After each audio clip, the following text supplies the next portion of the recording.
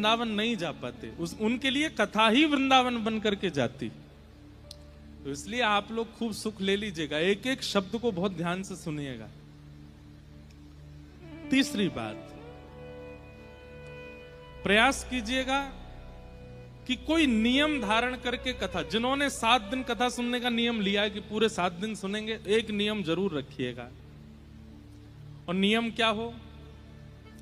जैसे जितनी देर कथा चले उतनी देर मौन का नियम ले लो, मौन रहेंगे। केवल कीर्तन में गाना है, भजन में गाना है, पदों में गाना है, बस, बाकी मौन रहिए। सूर्यास्त के बाद भोजन नहीं करने का नियम ले लो। और सबसे बढ़िया बताएं, 7 दिन के लिए इंटरनेट मत चलाओ, केवल कॉलिंग, फोन उठाओ, फोन मिलाओ, बस इतना ही कर लो। सबसे बढ़िया नियम है। एक नियम धारण करके कथा सुनिए। कई नियम भागवत में भी बताए गए कि कैसे कथा सुननी चाहिए। एक भुक्तुम तो भोजनम, एक समय भोजन करके कथा सुननी चाहिए, बाकी फलाहार करो, पूरी फलाहार करके सुननी चाहिए। 2 समय भोजन करो, 1 समय फलाहार करो, कथा सुनो। ऐसे ऐसे सब नियम है, आपको जो रुचिकर लगे। लेकिन नियम किसको कहते हैं? जो बहुत आसानी से हो जाए वो नियम नहीं होता।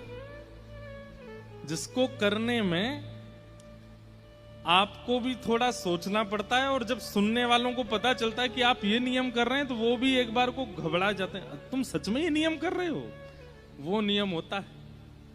तो ऐसा कोई एक नियम धारण करके कथा सुनिए। चौथा, जिज्ञासु बनकर के कथा सुनिए।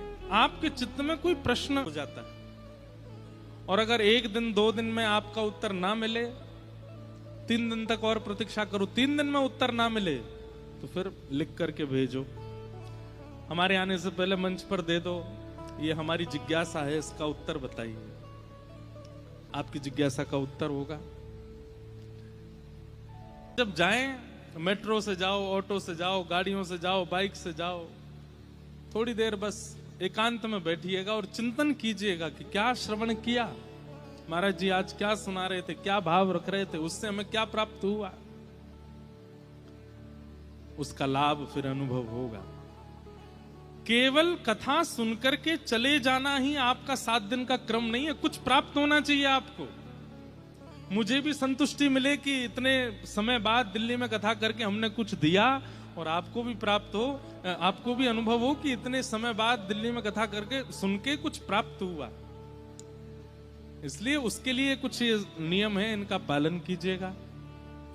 किसी पर क्रोध मत कीजिए।